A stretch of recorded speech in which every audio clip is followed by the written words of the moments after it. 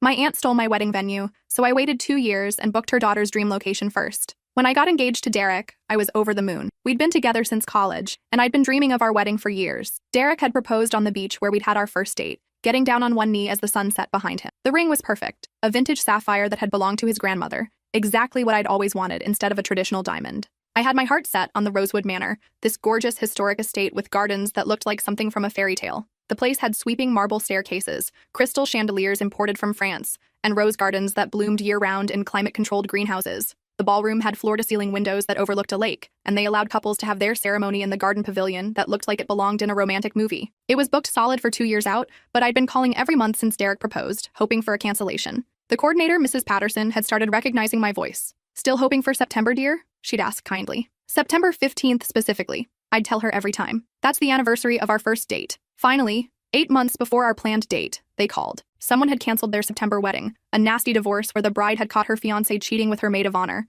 They had one weekend available. September 15th, exactly what we wanted. I screamed so loud Derek came running from the kitchen thinking something was wrong, still holding the spatula he'd been using to flip pancakes. "We got it," I sobbed into the phone with Mrs. Patterson. "We'll take it." "Wonderful, dear. I'm so happy this worked out for you. You've been so patient and persistent." I put down a $5,000 deposit immediately, using the credit card Derek and I had been saving on specifically for wedding expenses. We'd been living like college students for months, splitting grocery bills and avoiding restaurants to save every penny. That evening, I called my mom to share the news. This was the venue where I'd dreamed of walking down the aisle since I was 12 and attended my cousin Rebecca's wedding there. I'd spent the entire reception that night wandering the grounds, imagining my own someday. "Oh, honey, that's wonderful," she said, and I could hear the genuine joy in her voice. "Have you told the family yet?" I called everyone that night. Grandparents, cousins, my dad's sister Vivian. Everyone was thrilled for us. Vivian seemed especially excited, asking detailed questions about the venue, the date, even the specific package we'd chosen. "How much was the deposit?" she asked during our 20-minute conversation. "What's their cancellation policy?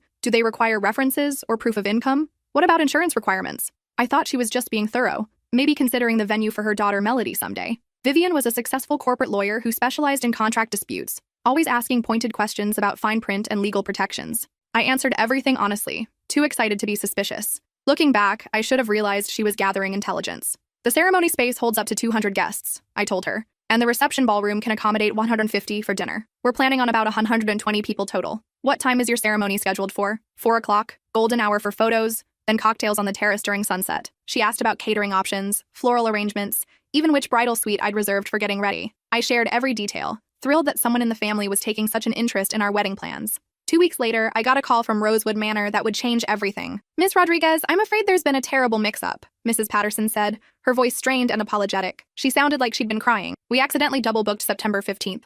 Another bride has the same date." My stomach dropped to the floor. The room started spinning. "But I have a signed contract. I put down a deposit 2 weeks ago. You called me personally." "Yes, well, the other party also has a contract, and their deposit was significantly larger, $15,000 compared to your 5. We're prepared to offer you a full refund plus $500 compensation for the inconvenience." $15,000? Who puts down $15,000 for a wedding venue? Mrs. Patterson was quiet for a long moment. "The other bride's mother is an attorney. She's claiming we made a verbal agreement for that date months ago and is threatening legal action if we don't honor it. We simply can't afford to fight this in court." "So you're breaking a signed contract to avoid a lawsuit from someone who's lying?" "I'm so sorry. This has never happened before. We'll put you at the top of our list for any future cancellations." I hung up, devastated. Derek found me sobbing on our couch, still in my work clothes, mascara streaking down my face. He held me while I cried for hours, stroking my hair and promising we'd find something even better. The next day, my mom called with a strange, uncomfortable tone in her voice. "Honey, I have something to tell you. Vivian's daughter Melody just got engaged." My blood ran cold. Melody was 24, had been dating her boyfriend Cameron for only 8 months, and had never shown any interest in marriage before. "When?" "Last week, right after you called the family about your venue, and she booked Rosewood Manor for September 15th. The pieces clicked into place like a puzzle from hell. Vivian had pumped me for information, then somehow convinced the venue to give her our date. She'd used every detail I'd shared, the date, the time, the package, even the bridal suite, to make it sound like she'd been planning this wedding for months. Mom, that's impossible. Melody wasn't even engaged when I called Vivian." "I know, honey. The whole family is talking about it. The timeline doesn't make sense." I called Mrs. Patterson back, demanding answers. "The other bride's mother claims they had a verbal agreement for September 15th dating back 6 months, she said defensively. "She has documentation of venue visits and email inquiries." "What kind of documentation?" "Photos of her daughter at the venue, saved email conversations about pricing." Later, I would discover that Vivian had driven to Rosewood Manor the day after our phone call, taken photos of Melody posing around the grounds, and backdated emails using her legal knowledge of digital forensics. She'd built an entire fake paper trail in 48 hours. She's lying, I told Mrs. Patterson. And you know it. Check your own records. I've been calling you monthly for almost a year. I understand your frustration, but we have to protect ourselves legally. Ms. Hartwell is a very prominent attorney, and she's threatened to sue us for breach of contract, discriminatory booking practices, and intentional interference with business relations. We're a small family business. We can't afford that kind of legal battle. That's when I realized what had really happened. Vivian hadn't just stolen our date. She'd used her law degree and reputation to bully a small business into submission. She'd made threats she probably couldn't back up legally, but Mrs. Patterson didn't know that. At the family barbecue that weekend, the dynamics were immediately different. Everyone was walking on eggshells, stealing glances between Melody and me. My cousins knew something was wrong, but nobody wanted to address the elephant in the room. Vivian cornered me by the dessert table with fake sympathy dripping from her voice. I heard about your venue situation, she said, not meeting my eyes. These things happen in the wedding industry. Maybe it's a sign you should have a simpler wedding anyway. Not everyone needs such an extravagant affair. The condescension in her tone made my blood boil. She was talking to me like I was a child who'd been denied a toy at the store. Melody flounced by in a designer dress I recognized from Instagram, $400 for something she'd probably wear once. She was gushing to our cousins about her sudden wedding plans. I've wanted to get married at Rosewood since I was little, she said, which was complete bullshit. She'd never mentioned the venue once in her life. Mommy made sure I got the perfect date. September 15th is going to be absolutely magical. She emphasized the date like a knife twist, making sure I heard it. Isn't that the same date you wanted? My cousin David asked innocently. Melody shrugged. Great minds think alike, I guess. Though we booked first, so that was the moment I decided to play the long game. Standing there, watching Melody bask in her stolen venue while Vivian smirked behind her wine glass, I made a silent promise. This wasn't over. I smiled sweetly at Vivian. You're absolutely right. Everything happens for a reason. For the next 2 years, I watched and waited like a spider spinning an invisible web. Derek and I had a beautiful wedding at Mountain View Farm, a rustic venue that actually suited our personalities better than the formal manner. The ceremony was in a wildflower meadow with the mountains as our backdrop. It was intimate, personal, and cost half as much as Rosewood would have, but I never forgot what Vivian had done. More importantly, I never forgot the smug satisfaction on her face when she'd told me to settle for something simpler. I kept tabs on Melody through social media, studying every post like I was preparing for a doctoral dissertation. The girl was obsessed with status and posted constantly about her future wedding plans, her dream honeymoon destinations, her ideal dress designers. She documented every bridal magazine she bought, every wedding show she attended, every venue she toured. There was one location that appeared in her posts more than any other, going back to her college years, the Chateau Belmont, a castle-like estate 2 hours upstate that only hosted 12 weddings per year. It was the most exclusive venue in the region, with a year-long waiting list and pricing that started at $30,000 just for the venue rental. Melody had been posting photos of Chateau Belmont since she was 19, calling it her future wedding venue in every caption. She'd drive there just to take Instagram photos in front of the gates, claiming it was going to be the most exclusive wedding ever someday. She'd screenshot magazine articles about celebrities who'd married there and post them with captions like, "This will be me in a few years." The chateau was everything Melody valued: expensive, exclusive, and guaranteed to make her the envy of everyone she knew. It was also completely out of her league financially, but that had never stopped her from dreaming publicly about it. When Melody and her boyfriend Cameron finally got engaged last month after 3 years together,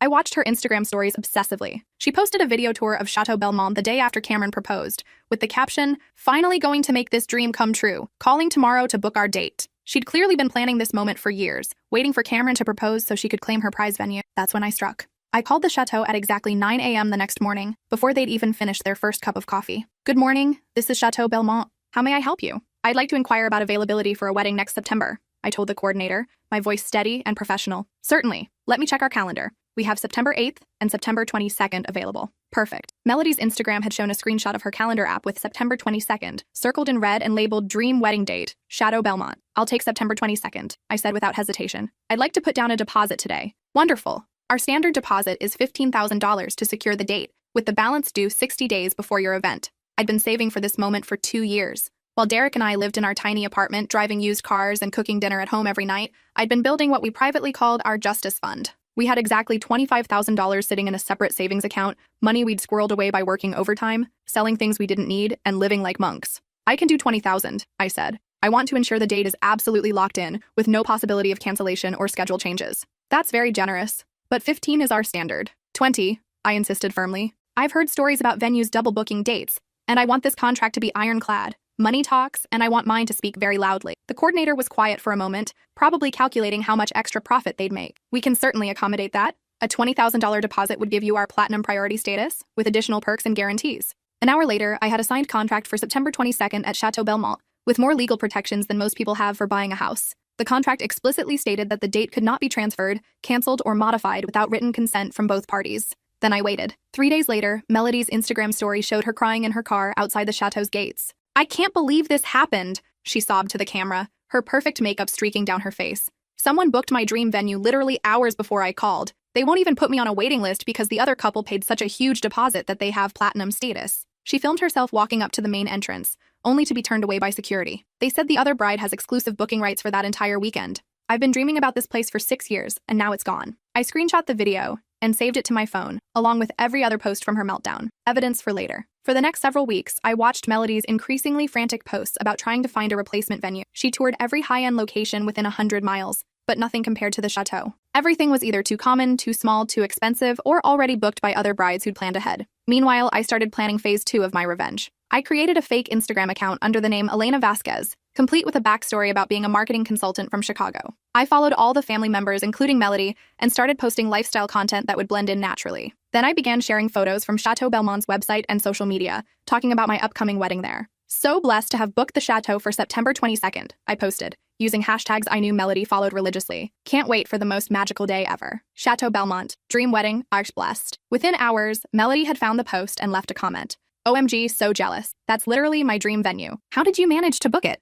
"I called the same day and they said it was taken," I replied publicly, twisting the knife a little deeper. "Just got really lucky with timing. Had to put down a huge deposit, but so worth it for my dream wedding. Sometimes you have to invest in your dreams. You know? Worth it." That night, Melody posted a bitter story about fake people on Instagram showing off their perfect lives and rich girls who don't appreciate what they have. The comments on her post became increasingly savage as her friends started pointing out that she'd had years to book the chateau if it was really that important to her. "Girl, you've been posting about this place since college," one friend wrote. "Why didn't you just save up and book it earlier?" Melody's response was exactly what I expected. "It's not that simple. Do you know how expensive it is? My mom was helping me figure out financing." More evidence that even with Vivian's lawyer salary, they couldn't actually afford the venue Melody had been fantasizing about. At Christmas dinner, the family drama reached its peak. Melody spent the entire meal complaining about her venue struggles, while Vivian made increasingly pointed comments about people being unreasonable with their wedding expectations and not understanding how the world works. "Maybe you should consider something more modest," my mom suggested gently, trying to diffuse the tension. Vivian's face darkened like a storm cloud. "Melody deserves the best. Some people just don't understand the importance of maintaining family standards and creating memorable experiences." She shot a look at me that could have melted steel. My grandmother, bless her, decided to stir the pot. "What about that lovely manor where you had your wedding, Melody? The one with the roses?" "That was just the venue, Grandma," Melody said dismissively. "The chateau is in a completely different league. It's where celebrities get married." That's when my cousin David chimed in, completely oblivious to the minefield he was stepping into. "Didn't you guys book Elena's dream venue for your wedding a couple years ago? Maybe you should ask Elena to return the favor and hook Melody up with contacts at her venue." The table went dead silent. You could have heard a pin drop in the next county. Vivian's face cycled through about 6 different emotions before settling on barely controlled rage. "That was completely different," she said through gritted teeth. "There was a legitimate scheduling conflict that had to be resolved through proper legal channels." "Wasn't Elena there first, though?" David continued, digging his own grave with enthusiasm. "I remember her calling everyone about getting Rosewood Manor, like months before Melody even got engaged." My uncle tried to change the subject, but David was on a roll. "Actually, wasn't the timeline kind of weird? Elena called us about booking her venue, then 2 weeks later Melody was suddenly engaged and had the same venue on the same date? What are the odds of that?" I spoke up for the first time all evening, my voice sweet as honey. "It's fine, David. Everything worked out for the best. Our barn wedding was absolutely perfect. Sometimes the universe has better plans than we do." Vivian looked like she wanted to strangle me with the Christmas garland. After dinner, she cornered me in the kitchen while I was helping with dishes, her lawyer mask firmly in place. "I know what you're doing," she hissed, keeping her voice low so the others wouldn't hear. "What am I doing?" I asked innocently, continuing to dry the wine glasses. "You booked that chateau to spite Melody. This is petty and childish, and it's hurting an innocent girl who's just trying to plan her wedding." I turned to face her fully, dropping all pretense of politeness for the first time in 2 years. "You threatened to sue my wedding venue to steal my date. You used your law degree to bully a small business into screwing over their actual customer. You built a fake paper trail to make it look like Melody had booked first. And then you told me to have a simpler wedding because I wasn't worth an extravagant affair." Her mouth opened and closed like a fish gasping for air. "That was business," she finally sputtered. "Venues double book all the time. We were protecting Melody's interests. So is this," I replied sweetly. "I saved up for 2 years to afford my dream venue. Just like you taught me, sometimes you have to be willing to pay more to get what you want. Sometimes you have to use every advantage you have. You're not even using it. How do you know? Maybe Derek and I are planning a vow renewal. Maybe I want to celebrate our 2nd anniversary somewhere special. Maybe I'm going to auction it off for charity. My contract doesn't require me to justify my plans to you." The truth was, I hadn't decided what to do with the booking yet, Part of me wanted to actually use it just to spite them, throw the most extravagant vow renewal in family history. Part of me was considering selling it to someone else at cost, just to ensure Melody couldn't have it. But as I stood there watching Vivian's face turn purple with rage, a better idea started forming. You can't be serious about keeping it just to hurt Melody. Why not? You kept my venue just to help her. Turnabout is fair play. That's completely different. No, it's not. You saw an opportunity to give your daughter something she wanted, and you took it regardless of who got hurt. I'm doing exactly the same thing. But you're hurting an innocent person. I laughed. Actually laughed out loud. Innocent? Melody knew exactly what you'd done. She gloated about having my venue at the barbecue. She emphasized the date to make sure I heard it. She posted about her dream wedding on Instagram knowing I'd see it. She's not innocent, she's complicit. Vivian stood there for a long moment, probably trying to figure out if she could threaten me the same way she'd threatened Mrs. Patterson. What do you want? She asked finally. Nothing you can give me, I said. You can't undo what you did. You can't give me back my original wedding date or the venue I'd dreamed about since I was 12. You can't erase the months of stress and heartbreak you caused. This isn't about what I want anymore. It's about consequences. So you're going to destroy my daughter's wedding to make a point? I'm going to let your daughter experience exactly what you put me through. The disappointment. The scrambling to find alternatives. The feeling of having your dreams crushed by someone with more money and connections. Maybe it'll teach her some empathy. She's learned her lesson. Isn't that enough? Has she? Because from what I've seen on her social media, she's learned that sometimes life isn't fair, not that her actions have consequences. She's playing the victim, not accepting responsibility. I dried the last glass and hung up the towel. You taught me something important 2 years ago, Vivian. You taught me that the world belongs to people who are willing to do whatever it takes to get what they want. You taught me that having money and connections means you can take things that don't belong to you. You taught me that the only thing that matters is winning. I headed toward the door, then turned back. So thank you. I couldn't have done this without everything you taught me. 2 weeks later, I put my plan into motion. I called the chateau and spoke to their event coordinator. I need to discuss some options for my September 22nd booking, I told her. Of course. How can I help you? I've had a change of heart about the wedding. My husband and I eloped in Vegas last month. Very spontaneous, very romantic. But I still have this beautiful venue booked, and I'd hate for it to go to waste. Oh my, that's quite a development. What would you like to do with the booking? I'd like to transfer it to a charity auction, if that's possible. I want the proceeds to go to the Children's Hospital of Philadelphia for their Pediatric Cancer Research Fund. The coordinator was thrilled. It was unprecedented, but they were happy to work with me on the details. The hospital could auction off the venue booking to raise funds, and the winning bidder would get a chateau wedding at whatever price they bid, likely far less than the normal cost. This is incredibly generous, she said. I'm sure the hospital will be overjoyed. Just make sure the auction is well publicized, I said. I want as many people as possible to know about it. When the auction went live 2 weeks later, I made sure Melody saw it immediately. I shared the link on my fake Instagram account with a carefully crafted caption. Had to cancel my chateau wedding due to a surprise elopement. We couldn't wait. But so happy it's going to help sick kids instead. Sometimes things work out exactly how they're supposed to. Hoping some lucky couple gets their dream wedding while supporting an amazing cause. Church Chateau Belmont, Church Charity Auction, Pediatric Cancer, Church Dreams Come True. I tagged it with every wedding hashtag Melody followed, ensuring it would show up in her feed. Melody commented within minutes. Wait, can people actually bid on this? How much are bids starting at? The starting bid was $10,000. Still a third of the normal venue cost, but more than Melody could afford. I knew this because she'd been posting about her wedding budget struggles for months, complaining about the cost of everything from flowers to photography. Starting at $10K but could go higher depending on interest, I replied. Such an amazing opportunity for someone. I watched her Instagram stories document her desperate scramble over the next few days. She started a GoFundMe titled, Help Melody Get Her Dream Wedding Venue. She asked family members for loans. She posted about selling her designer handbag collection. She even considered getting a second job or taking out a personal loan. Meanwhile, word about the charity auction spread through social media and local news. The story of a bride donating her dream venue to help sick children resonated with people,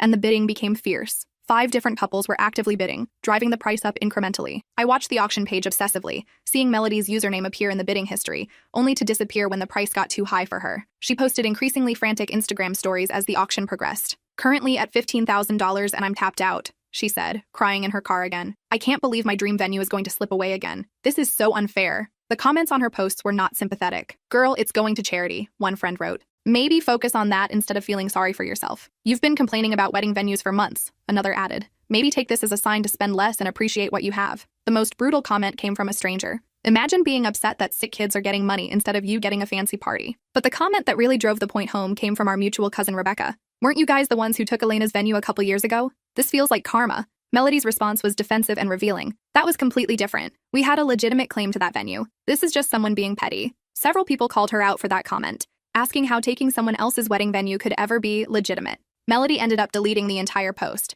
The auction lasted 2 weeks. I documented every moment, watching Melody's hope turn to desperation, turn to bitter resignation. Her post became increasingly angry and entitled. I don't understand why the universe keeps blocking me from having my dream wedding, she wrote. I'm a good person. I deserve this. The final bidding war was between a young couple from Philadelphia and an older pair renewing their vows for their 25th anniversary. The price climbed to $28,000, nearly double what the hospital had hoped for. Melody posted one final story after the auction ended, sobbing harder than I'd ever seen her cry. I can't believe my dream venue went to charity instead of me, she wept. I know it's going to a good cause, but this was supposed to be my wedding. I've been planning this since college. Why does everything I want always go to someone else? The comment section exploded. People were horrified by her selfishness, pointing out that she was literally upset about children with cancer getting funding for treatment. How can you be mad about kids getting help? One person wrote. Maybe this is why you don't get what you want. Another added. Your priorities are backwards. But it was my cousin David's comment that really sealed Melody's fate. Didn't you take Elena's wedding venue 2 years ago and now you're mad someone else got yours? Do you not see the irony here? That comment got dozens of likes and sparked a thread where other family members started sharing their memories of the Rosewood Manor situation. The whole story came out in the comments. How Vivian had pumped me for information, threatened the venue with legal action, and stolen our date for Melody's last-minute engagement. So Elena's dream venue got taken and given to Melody, but now Elena's supposed to feel bad that Melody can't have her dream venue? Rebecca wrote. Make it make sense. Within hours, the post had hundreds of comments, mostly from strangers who'd found it through shares and hashtags. Melody was being dragged across the internet for her entitled attitude and lack of self-awareness. She deleted her entire Instagram account the next day. 3 days later, I got a text from an unknown number. This is Vivian. We need to talk. Now. I ignored it. She called 5 times over the next hour. I sent each call to voicemail. Her messages got increasingly desperate. Answer your phone. I know you're getting these messages. This has gone far enough. You're destroying my daughter's reputation. Finally, she showed up at my apartment building at 8 p.m., buzzing my intercom relentlessly until I answered. You've made your point, she said when I met her in the lobby. Now fix this. Fix what exactly? Melody's wedding, her reputation, the damage you've caused. I almost laughed. I didn't cause any damage. I donated my venue booking to charity. I have no control over what other people say about it. You orchestrated this entire thing to humiliate her. I donated $20,000 worth of wedding venue time to help children with cancer. How is that humiliating anyone? Don't play innocent. You knew she wanted that venue. You knew the auction would be public. You knew people would find out about what happened 2 years ago. Actually, I didn't know that last part. I just wanted to do something good with the venue since I didn't need it anymore. If people are connecting it to what you did to me, that's their own conclusion. Vivian's face was flushed with anger. Give my daughter her venue back. I can't. It's been sold at auction. The new couple has a contract. Then bid on another venue for her. You clearly have money to throw around. All $20,000 of my savings went to the chateau deposit. I'm broke now, just like any normal person would be after spending that much money. I'll reimburse you, whatever it costs. I considered this for exactly 3 seconds. No, why not? Haven't you hurt her enough? Have I hurt her? Or have I just refused to enable her? Melody is 26 years old. If she wanted that venue, she should have saved up and booked it herself instead of expecting mommy to steal someone else's date again. You're being vindictive and cruel. I'm being exactly as vindictive and cruel as you were to me. The only difference is that this time, someone else benefited from the collateral damage. Vivian stared at me for a long moment, probably calculating whether she could threaten me the way she'd threatened Mrs. Patterson. This isn't over, she said finally. Yes, it is, I replied calmly. Unless you want me to start talking publicly about what you did 2 years ago. I have documentation. I have witnesses. I have Mrs. Patterson's contact information, and she remembers every detail of how you bullied her into breaking my contract. Vivian's face went pale. You wouldn't. Try me. Your daughter's reputation is already damaged from her own social media posts. Do you really want people to know the full story of how she got her last venue? Vivian left without another word. The charity auction raised $28,000 for pediatric cancer research. The winning bidders were Emma and James, a young couple who sent me a handwritten thank you card for making their dream wedding possible at a price they could afford. You'll never know how much this means to us, Emma wrote. We've been saving for 3 years for our wedding, and we never thought we'd be able to afford somewhere as beautiful as the chateau. The fact that our wedding is also helping sick children makes it even more special. They included photos from their engagement shoot at the venue. They looked so happy, so genuinely grateful for the opportunity. It reminded me why I'd made the right choice. Melody eventually found a different venue, Sunset Country Club, a nice enough place that cost a quarter of what the chateau would have. Her wedding was beautiful from what I saw in the Instagram photos she posted after reactivating her account with heavy privacy settings. But every single post caption mentioned how it wasn't her dream venue and how she'd had to settle for second choice and make the best of a difficult situation. Even on what should have been the happiest day of her life, she couldn't stop playing the victim. The wedding photos showed a forced smile that didn't reach her eyes. In candid shots, she looked genuinely miserable. Vivian stood stiffly beside her in family photos, both of them going through the motions of happiness without feeling it. 6 months later, Derek and I used some of our rebuilt savings for a romantic anniversary trip to Paris. We visited real chateaux, took beautiful photos at Versailles, and ate at restaurants we could never afford back home. I may have posted a few photos on Instagram with captions about living our best life, and sometimes the best revenge is happiness, and grateful for all the unexpected blessings that come from staying true to your values. Melody unfollowed me within hours of my first Paris post. A year later, the consequences of Vivian's actions finally caught up with her professionally. Someone, I have no idea who, compiled a detailed report about her pattern of using legal threats to benefit her family and friends. The report included testimony from Mrs. Patterson at Rosewood Manor, documentation of similar incidents with other small businesses, and evidence of her misusing her law firm's letterhead for personal threats. The State Bar Association opened an investigation. Vivian's biggest client, a tech company that prided itself on ethical business practices, terminated their contract after the story was picked up by the local business journal. Her law firm quietly asked her to take early retirement to avoid the negative publicity. She moved to Florida 2 months later. Melody's marriage lasted exactly 18 months. According to family gossip, Cameron got tired of her constant complaints about how their wedding wasn't good enough, how their apartment wasn't nice enough, how their honeymoon wasn't expensive enough. He filed for divorce, claiming irreconcilable differences. But everyone knew the real issue was Melody's inability to appreciate anything she had while obsessing over what she didn't. She moved back in with her parents in Florida, where she posts bitter Instagram stories about how some people get everything handed to them, and how life isn't fair to people with high standards. Last month, Derek and I celebrated our 3rd wedding anniversary. We're planning a trip to Italy for our 5th anniversary, and we're considering renting a villa in Tuscany for the week. We've learned that the most satisfying revenge isn't taking something away from someone. It's building a life so good that their petty cruelties become irrelevant. But sometimes, late at night when I can't sleep, I think about that moment in Mrs. Patterson's voice when she told me my venue had been stolen. I think about Melody's smug face at the barbecue. I think about Vivian telling me to settle for something simpler. And then I think about Emma and James dancing at their chateau wedding, about the $28,000 raised for children with cancer, about the lesson in consequences that Melody learned too late. Derek asks me sometimes if I regret what I did, if I think I went too far. I tell him the truth. I regret that it was necessary. I regret that some people only learn empathy when they experience pain themselves. I regret that Vivian raised a daughter who thinks the world owes her everything she wants. But I don't regret the action itself, because sometimes the only way to stop a bully is to show them what it feels like to be powerless. And sometimes, the best way to honor your own dreams is to make sure someone else's come true instead.